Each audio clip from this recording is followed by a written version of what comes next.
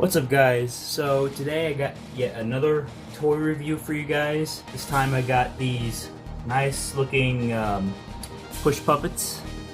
I'm gonna give you guys some origins and what they're made of and stuff like that. So these are pretty much made from a hard plastic.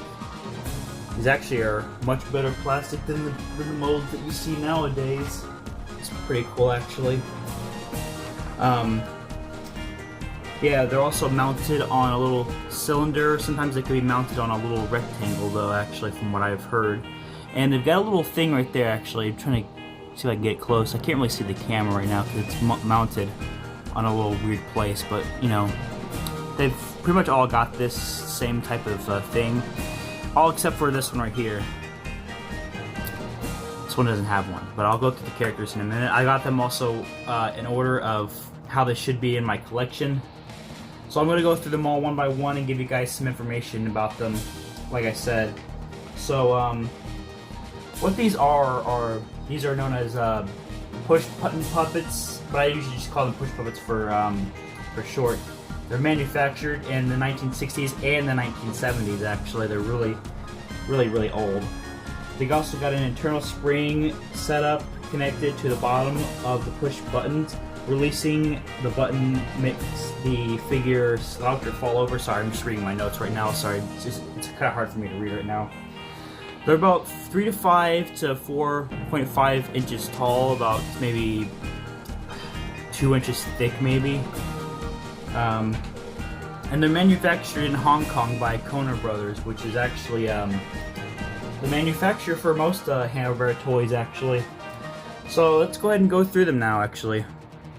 So we got Fred here. This is one I actually never did a review on in my previous types of reviews of these toys. But yeah, if you want to read what's on the plaques, I'll leave them here for a split second. I don't know if you can read that.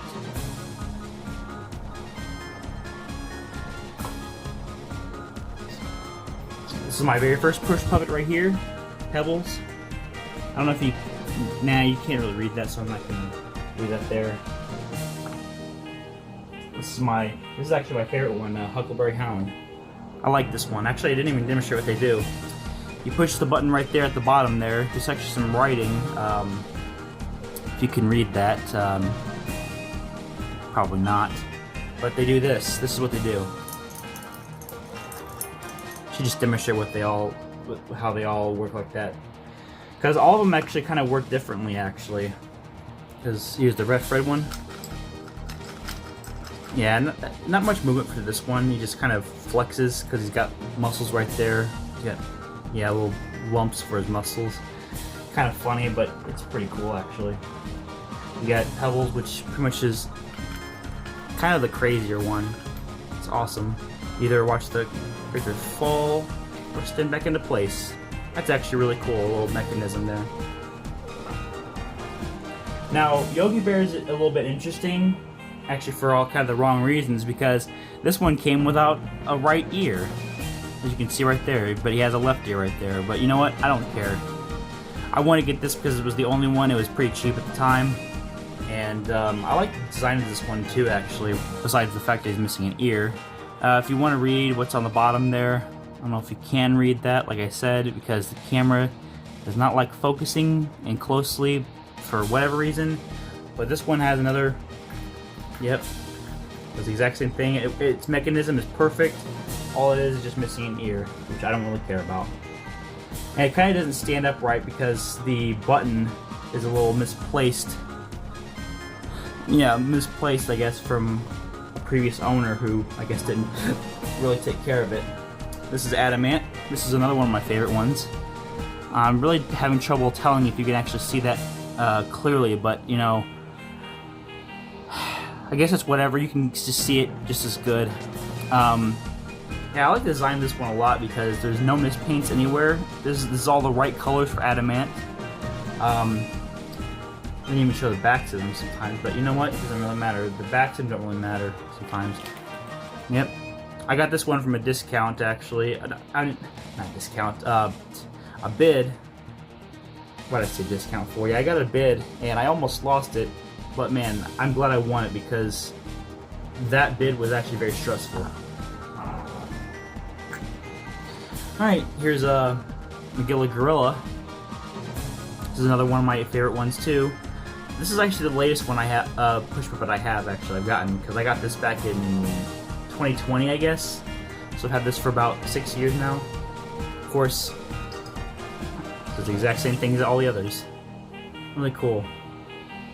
I like to keep them like that, because it's how the bumpers of Boomerang actually kept them. Secret Squirrel. Really another cool one. Got little binoculars right there, and he's got a hat on. This one's a little bit more, his head's a little bent. It's supposed to be like this, kind of, but can't do anything about that. And that's what he does right there. And last one is Bam Bam. So I've got Pebbles and Bam Bam. It's really cool. Now, like I said, the only thing that's kind of a little sad is that I don't have the sticker that's supposed to be right there. It's a little disappointing, but you know what? It's cool. His eyes look a little creepy though. Do you see that? These are supposed to be his eyes right here. I guess these little white things right there is supposed to be his eyes, I guess, but yeah. Does the same thing like all the others. Now, this is the exact door I had it in my collection right here. These are really nice figures, actually. I really do like them. You know, ever since I've seen that there's push-button puppets of these figures and stuff like that, I knew I had to get them. Not to mention they were on the Boomerang bumper. I don't know if Pebbles was, but all the rest of these were actually. Because as you guys know, collecting these because I'm trying to recreate the dream of having all these figures because of the rebrand Boomerang did, which I still hate to this day. And yeah, like I said, these are about 3 or 4 to 5 inches tall, made by Koner Brothers, and usually these don't really go for that much. I think it just depends on the rarity of certain figures. These go for probably like maybe 25, maybe to 30 bucks, but I've seen some that can go for over 40 or 50 bucks. So yeah, if you're trying to get those figures, I really wish you good luck with that, because not even I can get those figures right now actually because of things that are happening and stuff. I'm not going to go into detail because these are personal information. But yeah, like I said, you want to get these are awesome figures. You just push the button on the bottom and they move around. But I recommend that you probably would display these because these are pretty old figures actually. And if they break, then that's a little bit of money down the drain and stuff like that. So that's why I don't play with these toys. I just leave them for display. That's just what they're there for. And yeah, that's pretty much about it, guys.